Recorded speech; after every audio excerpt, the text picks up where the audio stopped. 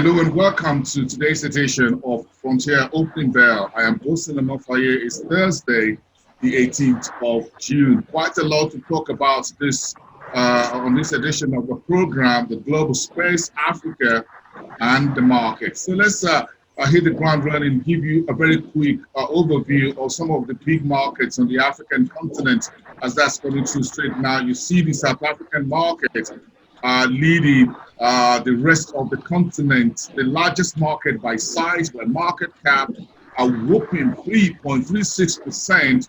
That's one big story about South Africa. The index, the Osher Index, crossed the 54,000 level on Wednesday, and that was a big move within the MSCI emerging markets. That's one big story. The currency, the Rand, is also following that. Early today, the Rand continued its trajectory to the north against the US dollar. Go back to the top of the table and you see the Nigerian market index, the stock exchange, about 0.2%. The Kenyan market did about 0.1%. Nairobi. Meantime, the Ivorian market, the BRB and regional exchange, about 0.45%, and the Egyptian market down 0.27%. So quite a very mixed there for the market, but the two of the big markets, Nigeria and South Africa, in green territory. And a few other exchanges were also in the green territory yesterday. We'll get to that within the show, but quickly, let's take you through the Kenyan market. We start from the East Coast as always. As you can see, what's coming to the Kenyan market, the equity market in Nairobi Securities Exchange was soft, was positive, but again, you look at some of the stories from that region, which we're trying to drill in here. The equity group, which is Group Holdings, which is listed on the Nairobi Stock Exchange, announces June 30 annual general meeting, which of course will be a virtual meeting, and the shareholders will be asked to ratify plans by the company to set up a new insurance holding company, as well as the purchase of majority shares from one of the other banks. So quite a big story around the equity group. But if you move out of Kenya into the rest of the region, you can see Dar es Salaam Stock Exchange, which is its own exchange, which is a DSC PLC, says it's paying a dividend of 74.46 Tanzanian shillings as cash dividend to investors or to shareholders. The entire side, the gross dividend came in about 1.77 billion Tanzanian shillings. That's about 50% of the company's total profit for the full year 2019. DSC PLC announced earnings per share of 148.90 Tanzanian shillings. Revenue came in at 6.408 billion. Profit was 3.5 billion shillings. That's much better than what was reported in the previous year, 2018. Meantime, the Uganda market, which was a neighbor to the Tanzanians, the listed NIC Holdings says its business was up 15% this year, but net loss expands by 40%. In Uganda, the stock markets, the Uganda Stock Exchange yesterday reported about 0.75% positive reading on the Osher Index. That was led by about 4 companies. East African Breweries Limited, which is a cross-listed stock from the Kenyan market as well, 0.89%. Kenyan Airways made a big jump, about 5.7%, and the Kenya Commercial Bank, 1.27%. So let's talk about the Nigerian market a little bit. Ali is off the show, off the grid today, back on the show tomorrow. So let's talk about the Nigerian market. Let me bring in Luke Ofojebe, who is the team lead for equity research at Vertiva Capital Management. Good morning, Luke. Good morning, Boateng. Yes, thank you very much. It's a very rainy day here in Lagos. It's been raining over the last 48 hours or so, or 36 hours. This is the second day. So it looks like we're down now in the season, and as everyone can expect, the network, internet connectivity is underwater as we speak. And I'm sure Uchenna Minis, who is the managing partner at Blue FX Nigeria, is caught in that vehicular snarl occasioned by the flooding in downtown Lagos. Let's bring it. Uche, thank you very much. Good morning, Uche.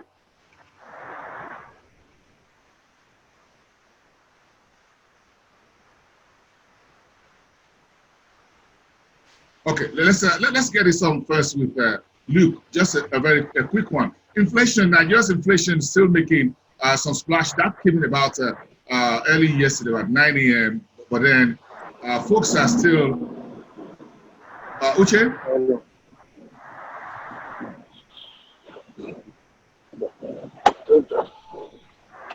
Uche now. Okay, we're still patching in Uche and some Blue effects in there.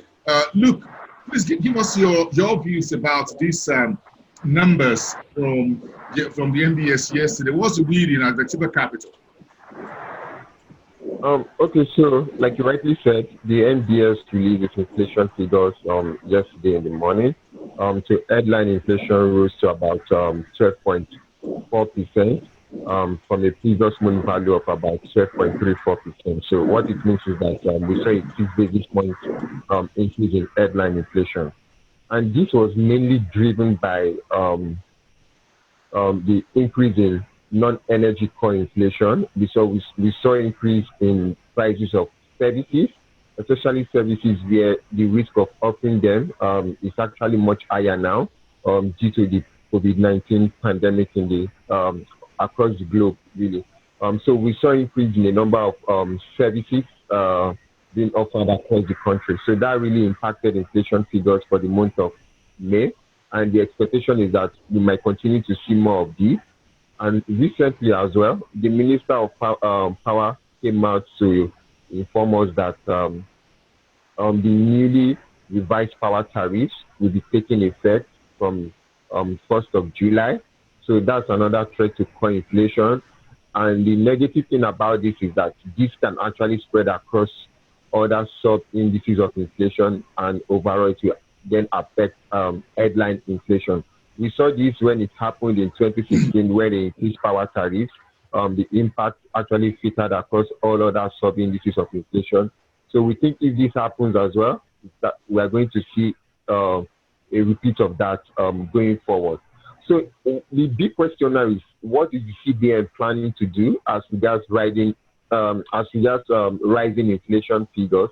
At the moment, the CBN is pro-growth. The CBN is more concerned with how to stave off the looming recession that lies ahead. I mean, it's clear to everyone now that Nigeria is likely going to split into recession in the third quarter. A technical recession, that's when you have 2 consecutive quarters of contraction. So the expectation is that we expect the GDP to contract in Q2 and also in Q3, and that's a technical recession. So on that basis, the CBN is already aware of this. So the CBN is trying to employ all its available monetary tools to actually support the economy. So right now, it's a situation where you can't actually use one stone to kill 2 birds. Whether you use one stone to kill only 1 bird. And the bird that the CBN is interested in killing at the moment is supporting economic growth. And that's why they decided to cut the MPR in their last MPC meeting. Going forward, I do not think there is still room to cut more rates because you still have foreign investors that are a bit worried about the level of interest rates and the possible depreciation we'll be seeing in the Naira going forward due to low oil prices. So what we rather think is that the CBN will be more focused on how to transmit its other non-conventional tools to ensure that it gets to manufacturers, like programs like the Anchors Borrowers Program. They will continue to push that so that more farmers can have access to cheaper credit going forward.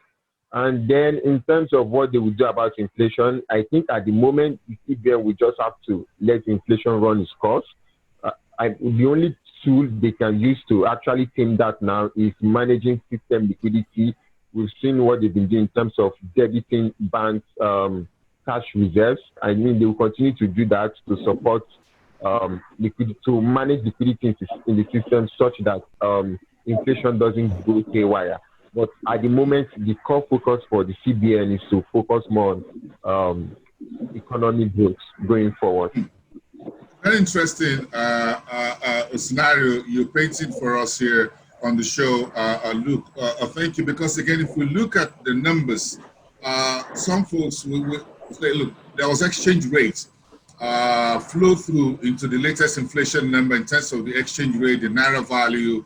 Bloomberg did a report. No, everyone is trying to second guess whether Nigeria is going to try and align some of the exchange rates that we have on the street so that it will find a way to avoid what you call a devaluation or further massive depreciation of the local currency. Then this morning we got the UNCTAD report. That's a UN conference for trade and development, saying that Africa's FDIs and inflows and outflows are not in very good shape. According to the report, FDI outflows in Africa is up by about 35%.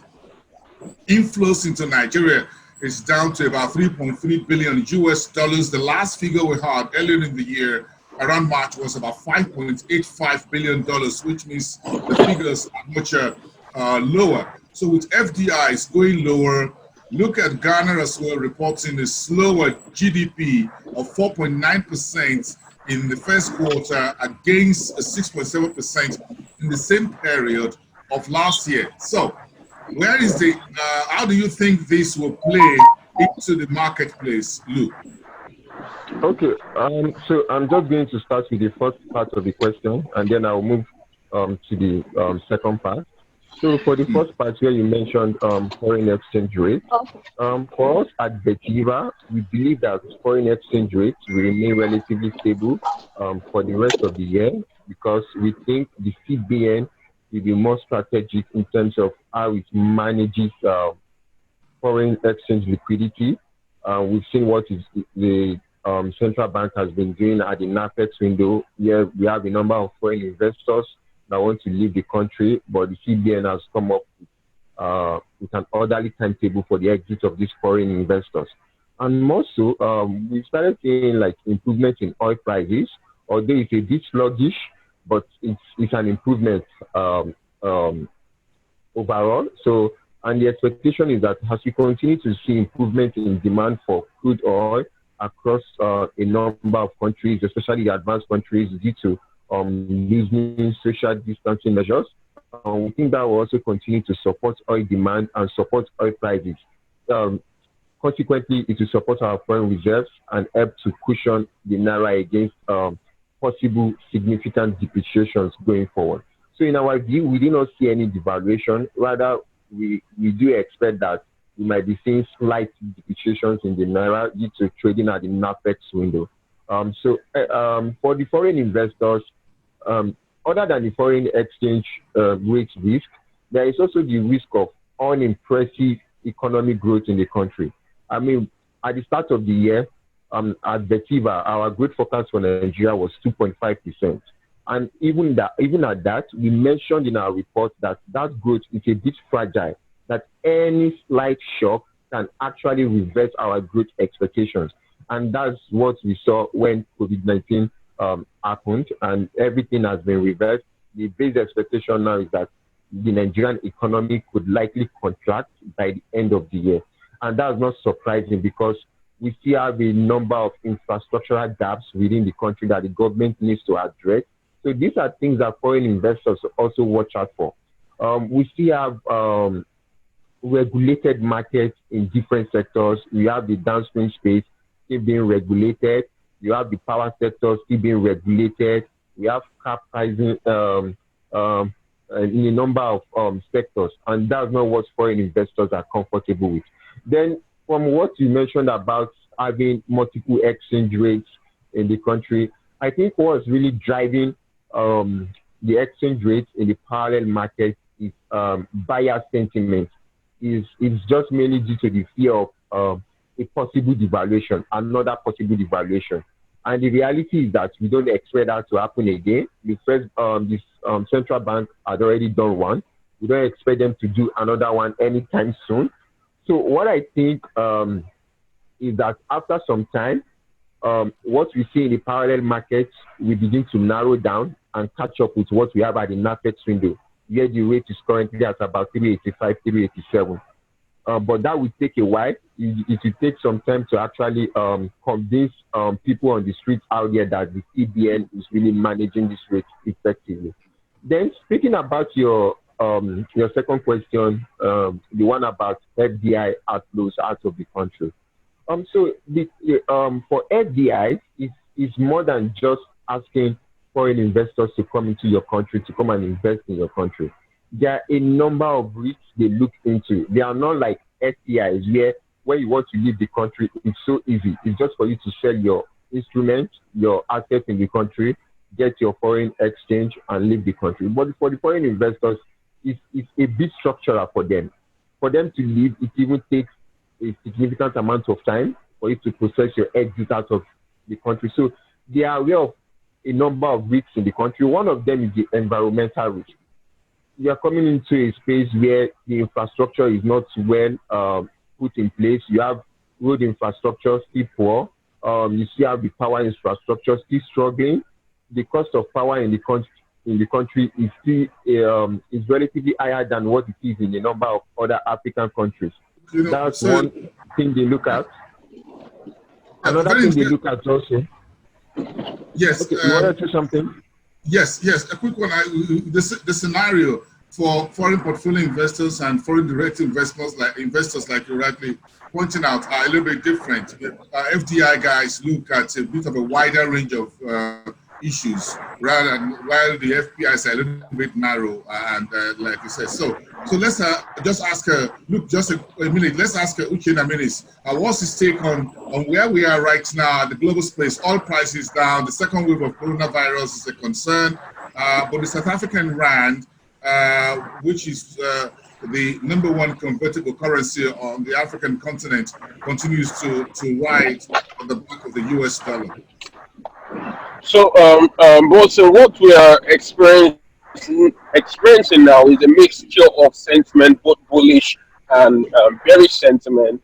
What we are seeing is we're seeing oil prices looking to fall. We're also seeing that risk appetite from investors moving to the South African rand, and in terms of looking for that beta sort of, should I say, yield in this case. But it's from our point, we're looking at that gloomy space when it comes to investment and business sentiment. So when you look at data continuing to print and you're looking at infrastructure spending from the US government, it is highlighting that there is something significantly wrong in the money market from a global perspective, and also which is going to trickle down into the frontier and emerging space. So when you look at all of this possibility of risk, you would realize that things are not exactly as clear-cut as some investors are looking to search for yield now. So I think every approach right now would continue to be a theme of